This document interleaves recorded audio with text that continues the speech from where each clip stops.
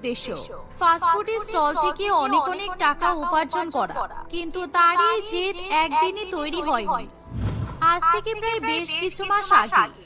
কিরে পিঙ্কি, তুই তো দেখছি আমাদের সঙ্গে আর কোনো যোগাযোগই রাখিস না। বিয়ে হয়ে গেল বলে নিজের প্রিয় বান্ধবীকে ভুলে গেলি বল? আরে না রে, তোকে ভুলে যাব কেন? আসলে সংসারের এত চাপ, রান্না বান্না, সবাইকে সময় মতো খেতে দেওয়া, এসব করতে গিয়ে আমি আমার বন্ধু বান্ধবীদের জন্য কোনো সময়ই বের করতে পারি না। কিন্তু আজকে আমি ফ্রি আছি। ব্যাস, তাহলে তো দারুণ ব্যাপার। চল আমরা যে স্টলে চাউমিন খেতে যেতাম সেই স্টলে গিয়ে চাউমিন খেয়ে আসি।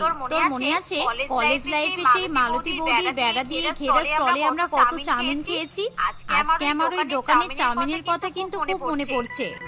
প্রিয়ার কথা শুনে পিঙ্কির মন নস্টালজিক হয়ে ওঠে, আর সে প্রিয়ার সঙ্গে চাউমিন খেতে যেতে রাজি হয়ে যায়। তাই কিছুক্ষণের মধ্যেই পিঙ্কি তৈরি হয়ে বেরিয়ে পড়ে, আর তারা দুই বান্ধবী